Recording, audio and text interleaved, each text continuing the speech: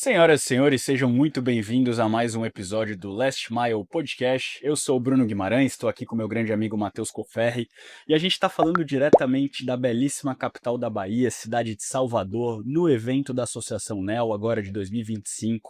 E a gente está aqui com uma série de parceiros que estão nos possibilitando estar aqui dentro do evento. Não só o iFeed, que já é um velho conhecido aí do Last Mile Podcast, mas pessoal da Kaspersky, Graviola Digital, KiroPass, Biduca, Bibanca, que estão aqui com a gente realmente trazendo o Last Mile para esse evento. Mas agora, sem mais delongas, a gente tem aqui uma grande convidada para a gente poder conversar sobre alguns temas quentes, polêmicos, né, Coferri? Exato. Mas que são super relevantes para o setor e vou deixar o Coferri apresentá-la. Obrigado, Bruno. Mais uma vez agradecer à Associação NEL aí por esse belíssimo evento. Realmente está sendo incrível toda a organização, todos os painéis, os convidados. A nossa convidada de hoje, a primeira mulher que a gente está falando ainda nesse evento, isso é muito interessante também. Nós estamos aqui com a Paola Mansano, que é diretora jurídica e de relações institucionais da Alaris. Isso aí. Obrigado por aceitar o nosso convite. É um prazer estar te recebendo aqui no Last Mile. Obrigada, gente. Obrigada pelo convite. Legal. Para a gente começar aqui, Paloma, o tempo aqui é mais curtinho, né, nas nossas entrevistas. A gente queria conhecer um pouquinho, né? Porventura a nossa audiência não conhece, acho difícil, né, não conhecer a Lares, mas falar um pouquinho da Lares, Tá bom? a atuação, as regiões, alguns números para a gente começar esse bate-papo. Bom, vamos lá. A Lares, ela é uma empresa que foi formada de mais ou menos 25 empresas, né? Então, quando o fundo americano chega no Brasil para comprar, e é um fundo americano, se chama Grand Management, eles são americanos e entendem de telecomunicações, o que já é uma característica diferente de um fundo. Eles só investem em telecom. A Lares é o primeiro investimento fora dos Estados Unidos que eles fazem, eles escolhem o Brasil para isso, e eles então adquirem o que eram 25 empresas, que a gente consolida em uma só, traz uma nova marca, que é a Lares, e isso tudo acontece ali em 21, 22. A Lares hoje tem 2.800 funcionários, mais ou menos, uma base de clientes que está em 800 mil, presente em 7 estados e quase 130 cidades. Então, é mais interiorizada do que capitalizada, né, do que capitais.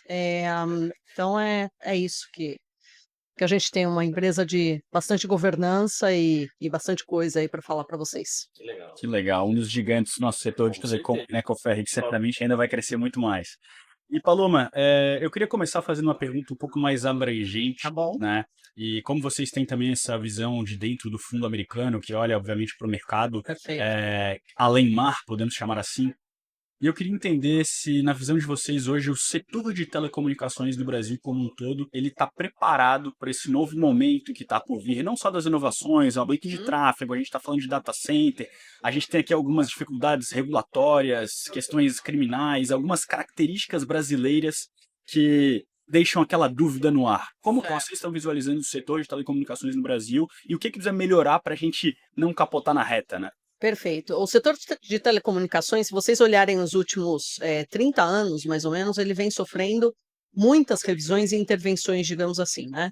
Então, você teve aí fim de concessões, você teve toda a parte de privatização, você teve muitas mudanças tecnológicas. A gente sai de uma telefonia fixa, vai para um celular que só ligava, sai de um celular que tem uma internet, sai de ligações que já não são mais necessariamente via telefonia, mas elas passam para a internet, né? FaceTime, WhatsApp e por aí vai. Então, assim, realmente são muitas mudanças e a legislação vem acompanhando isso. Então, eu acho que um primeiro ponto é preparação regulatória.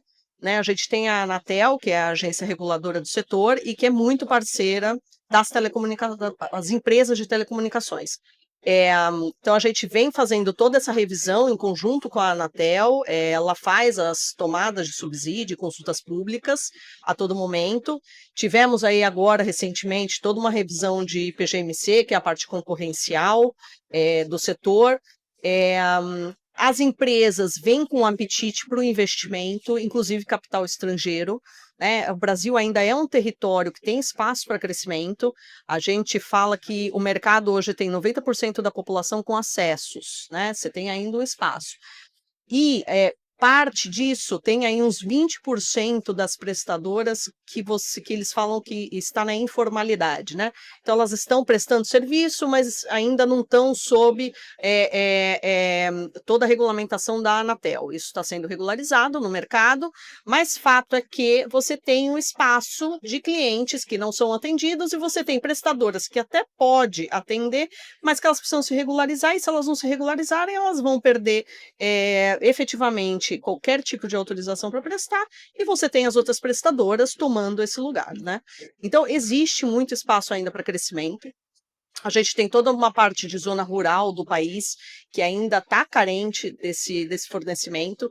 Então, com esse espaço no mercado e com as empresas com apetite em investimento, né, eu diria que sim, o mercado está pronto, mas ele precisa fazer alguns refinamentos em termos ainda concorrenciais do ponto de vista, seja, por exemplo, da informalidade, da clandestinidade, da criminalidade. A segurança pública no país, né, ela vem combatendo a criminalidade, está num bom caminho, ainda há um trabalho a ser feito e um caminho a ser percorrido, mas existe sim todo um espaço e um caminho muito positivo para que a gente, como Brasil, esteja aí no top do que é tecnologia, tá?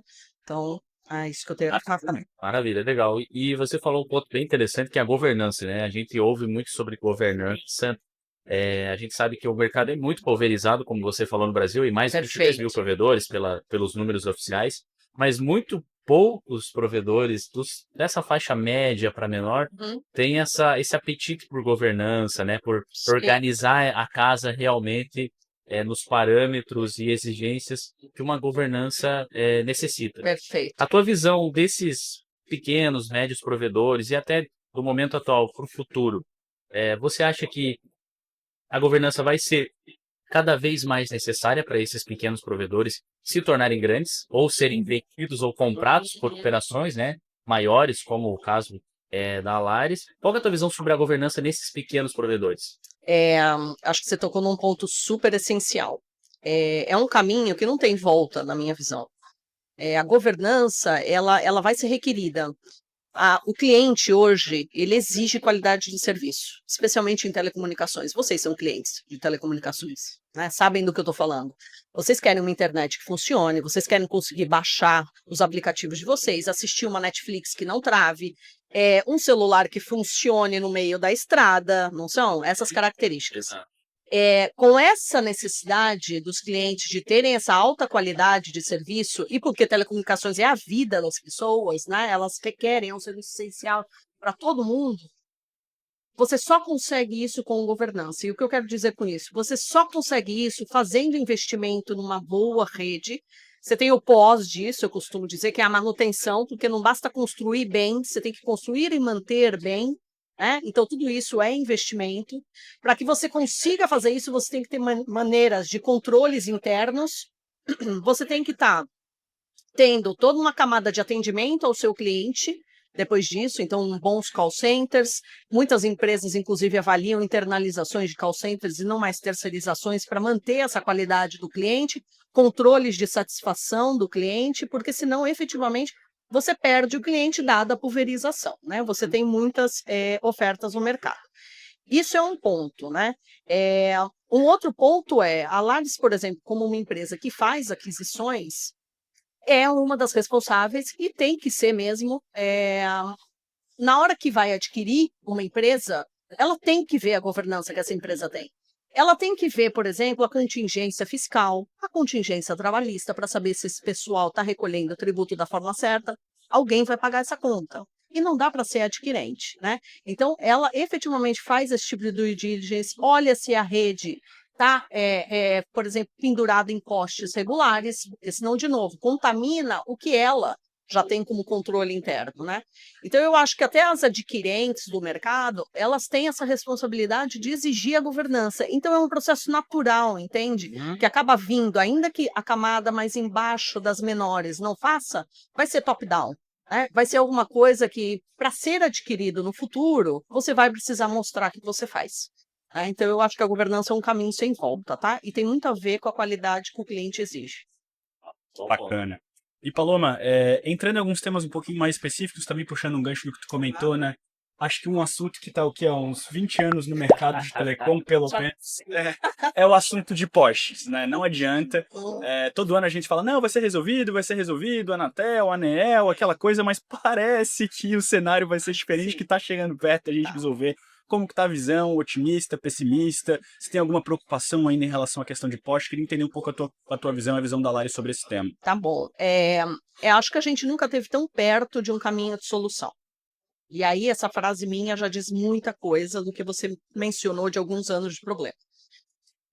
Ao menos o entendimento para todas as partes, seja para a agência reguladora, a Anatel, seja para a ANEEL, é muito clara a importância da infraestrutura para que haja conectividade no país, né? O país requer a expansão da conectividade, que é outro caminho sem volta, né? Não interessa onde você esteja na região do país, ainda que sejam regiões remotas, a conectividade se faz necessária, né? Então, quando você pensa isso, nessa importância que já é dada na parte da infraestrutura, o governo, as operadoras, as associações, todo mundo começa a se mover por um motivo comum. E acho que é daí que está saindo o conceito, tá? Poste, se não é o número 1, é o número 2 de custo de qualquer operador. Tá? Então, é um custo muito relevante, é um custo que tem como ser minimizado.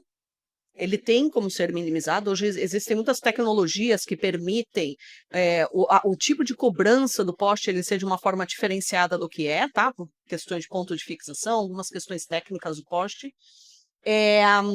E de um uso racional muito mais compartilhado, porque no final das contas sai mais barato para todo mundo, inclusive para quem é dona do poste, que é elétrica, né? Concessionária de energia.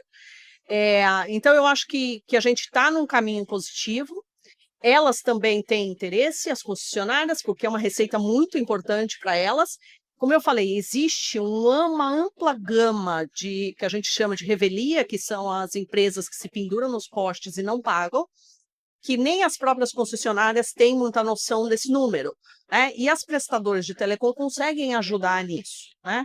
Então, eu acho que é um consenso que está caminhando para um positivo de custos menores, mais racionalizados dentro das empresas, e o dinheiro é um só no final das contas. Sobrando mais dinheiro, mais investimento, mais expansão, melhor rede, celular, internet de todo mundo funcionando melhor. Eu acho que esse é o resumo da história. Legal. E felizmente aqui o tempo é curto, né? Mas eu queria puxar um tema aqui um pouco mais rápido. A gente falou do mercado passado, falou da atualidade, um pouquinho de inovação, né? Mas a tua visão dos próximos 3 anos, a gente tem 22 mil provedores naquela conta, né? Números oficiais. Você acha que vai ter um movimento de aceleração de consolidação? Você acha que muitos provedores vão ficar pelo caminho por essa falta de governança, informalidade, juros altos, macroeconomia, enfim? Qual que é a visão, assim, se a gente pudesse cravar, né, fazer um exercício de previsão aqui desse mercado nosso nos próximos 3 ou 5 anos? Eu não acho que seja sustentável a gente manter o número de provedores que existe hoje, né? Isso aconteceu há um tempo atrás com o mercado de SEAC, que é a TV por assinatura, né? Houve consolidação, tanto que hoje em dia você tem algumas poucas fazendo ainda o serviço, e isso não tem a ver necessariamente só com pirataria, mas tem com alto investimento, as aquisições foram feitas, elas foram se juntando para, de novo, o uso racional do dinheiro. Eu vejo que a mesma coisa vai acontecer no mercado de telecomunicações por uma questão de sustentabilidade na parte de rede fixa, né, de internet fixa. Então, eu acho que, não sei se nos próximos 3 anos, porque a gente precisa fazer esses ajustes no mercado, né? Precisa ter um mercado de concorrência similar, né? Então, todo mundo cumprindo com o que deve ser cumprido e todo mundo concorrendo em igualdade, para que haja um segmento, uma segurança no segmento para investimento. Todo mundo investe para ter um retorno desse investimento, né? Então, eu acho que esses ajustes e que estão sendo propostos, que eu estou vendo acontecer, as discussões estão calorosas, que vão ser responsáveis por acelerar qualquer tipo de consolidação no mercado. Tá? Muito bom. É isso, né, Bruno? É isso, Coferri. Infelizmente, a gente vai ter que fazer uma próxima conversa. Eu vou Com certeza. Bacana. Mas, Paloma, eu gostaria de te agradecer pela Obrigada, presença, pela gente. conversa, compartilhar um pouco do teu conhecimento com a gente, parabenizar, obviamente, pelo teu trabalho e todo o trabalho que a Lares vem fazendo, acho que é uma referência no mercado de telecomunicações. A gente teve a oportunidade de conversar brevemente com o Denis, também foi uma Exato. ótima conversa. Então, é muito bacana saber que tem empresas muito sérias fazendo esse trabalho e levando realmente essa melhor conectividade para toda a população. É isso. É isso, obrigado, Paloma. Falta antes de Obrigada. falar eles e as portas de Last Mile estão sempre abertas aí para Perfeito. vocês, para Lares, para todo mundo aí. Contem conosco. Obrigada, É. tá? E agradecer também a nossa audiência, né, Coferri? Com certeza. Não esqueçam de compartilhar esse episódio, ativar o sininho, deem um like no vídeo e inscrevam-se no nosso canal para acompanhar aí os conteúdos do Last Mile Podcast. Um abraço e até a próxima. Obrigada, gente. Tchau. Tchau, tchau.